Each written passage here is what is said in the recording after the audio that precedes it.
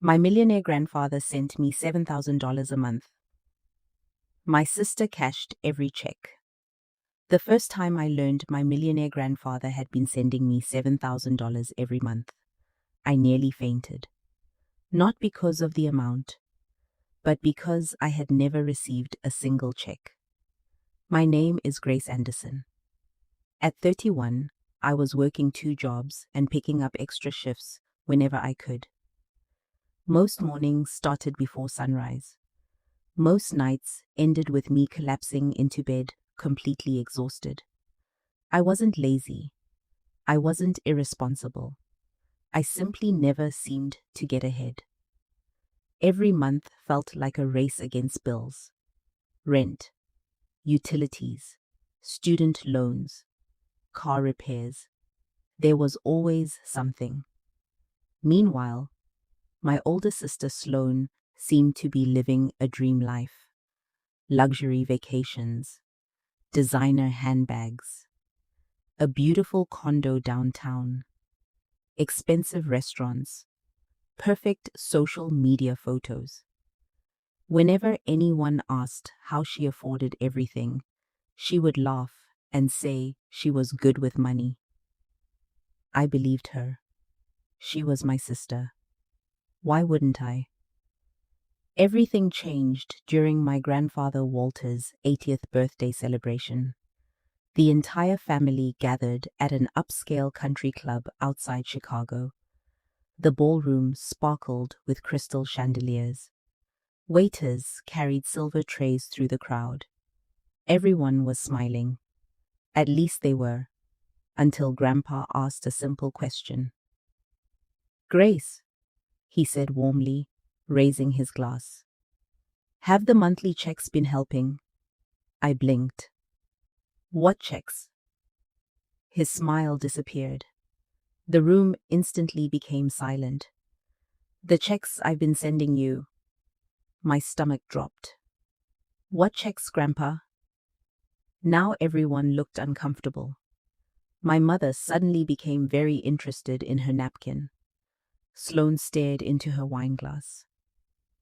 Grandpa frowned. "I've been mailing you $7,000 every month for almost 4 years. I felt dizzy. 4 years.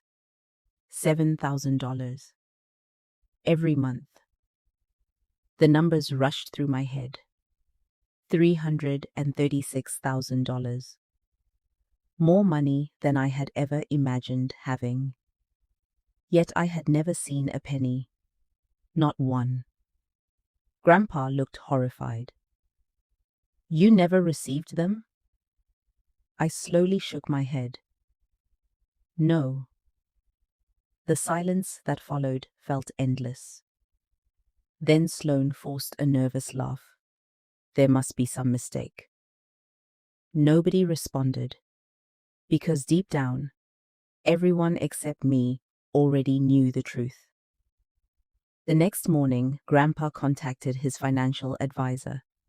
3 days later, a package arrived at my apartment. Inside were copies of every check, every single one. I spread them across my kitchen table. 48 checks, 48 signatures, 48 deposits. My heart nearly stopped. The endorsement signature on every check belonged to Sloane, my own sister. At first, I refused to believe it. There had to be another explanation. There had to. But as I continued reading through the documents, the truth became impossible to deny. My sister had stolen every dollar. Not accidentally, not once. For 4 years. That night, I couldn't sleep. I replayed every family gathering in my head. Every time Sloane complained about money. Every time she borrowed cash. Every birthday gift. Every fake struggle. It had all been a lie. The next week, I hired a private investigator. I needed answers. I needed proof. And most importantly, I needed to know if anyone else was involved. 3 weeks later, the investigator sat across from me at a coffee shop. His expression told me everything before he even spoke. Your sister wasn't acting alone. My chest tightened. What do you mean? He slid a folder across the table. I opened it. Inside were emails, bank statements, property records, and messages exchanged between Sloane and my mother. My hands started shaking. My mother knew. She had known from the beginning. The checks were mailed to her house because I moved frequently for work. Instead of forwarding them to me, she handed them directly to Sloane. For 4 years. The betrayal hit harder than the theft. Money could be recovered. Trust couldn't. I spent the next month quietly gathering evidence. I told nobody what I knew, not even Grandpa. I wanted the full truth. The investigator discovered Sloane had purchased a luxury condo 6 months after the checks started arriving. She also owned a vacation property under a business LLC. Her Mercedes SUV had been paid for in cash. Nearly every major purchase matched the timing of Grandpa's checks. The evidence was overwhelming.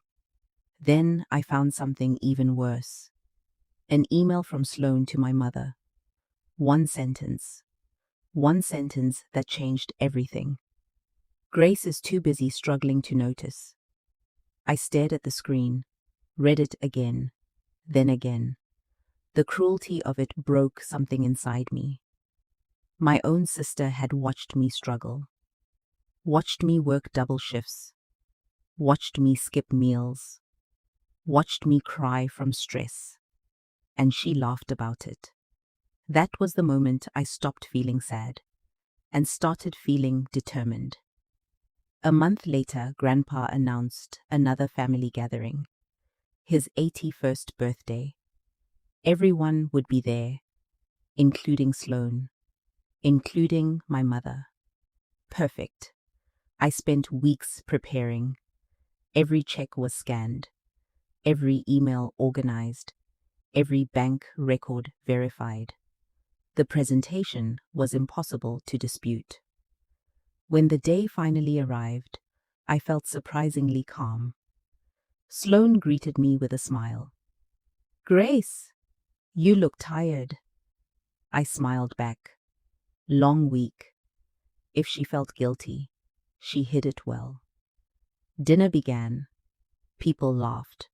Stories were shared. To anyone watching, we looked like a happy family. Then Grandpa stood to make his annual speech. When he finished, I politely raised my hand. "Grandpa, may I say something?" He smiled. "Of course." I walked to the stage, picked up the microphone, and connected my laptop to the ballroom projector. A giant screen illuminated behind me. The room quieted. "I have something important to share." The first image appeared, a copy of a $7,000 check. Then another, and another. 48 checks filled the screen. Confused whispers spread throughout the room. Then came the bank records. Every deposit, every transaction, every signature, leading directly to Sloane. My sister's face turned white. My mother's eyes filled with panic. Nobody spoke. The evidence spoke for itself. Then I displayed the emails. Gasps echoed throughout the ballroom. One aunt covered her mouth. Several relatives stared at Sloane in disbelief. The room felt frozen. Finally, Sloane stood up. "This isn't what it looks like." I almost laughed, because it was exactly what it looked like. The next slide appeared. Photos of her condo, her vacations, her luxury purchases, every one funded by stolen money. The crowd turned silent again. Grandpa slowly rose from his chair. I've never seen heartbreak like the expression on his face. 4 years, he whispered. Nobody moved. 4 years, you watched your sister struggle. Sloane burst into tears. "Grandpa, please." But he continued. 4 years you watched her work herself to exhaustion. His voice trembled. 4 years you watched her suffer. He pointed toward me. And every month you knew why.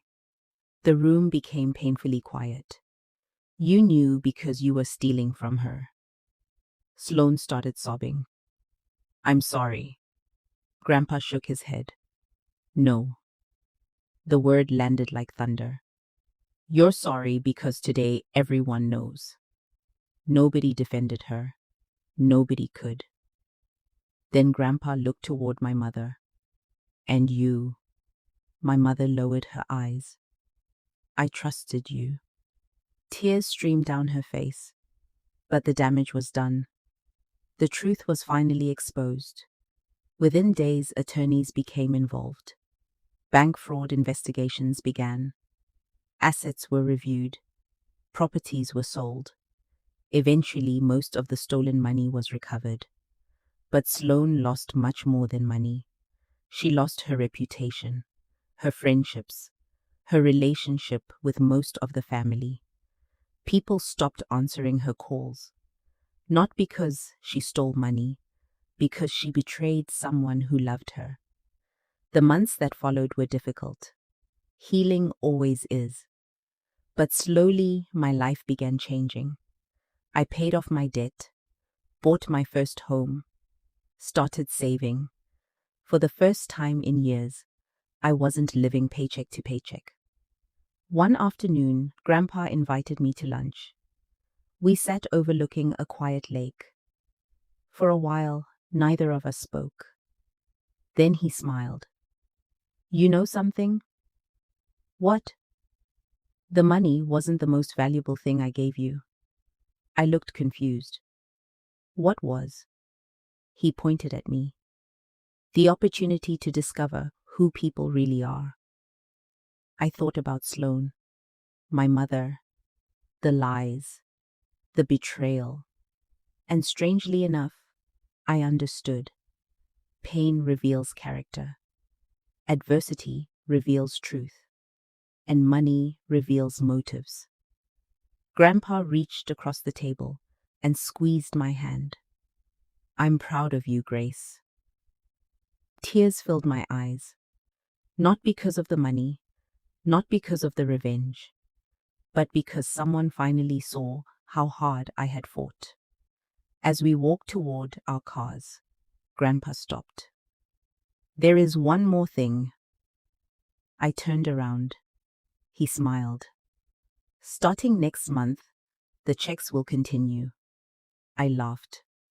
Grandpa, but he interrupted me. This time they'll actually reach you. For the first time in years, I laughed too. A real laugh. The kind that comes after surviving something painful.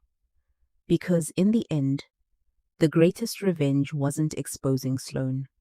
It wasn't recovering $336,000. It wasn't watching her lose everything. The greatest revenge was building a beautiful life despite what she did. While Sloane spent years stealing someone else's future, I spent those same years building strength, character, and resilience. And when the truth finally came out, one thing became clear. Money can buy luxury. Money can buy comfort. Money can buy appearances. But it can never buy integrity. And integrity was the one thing my sister could never steal from me.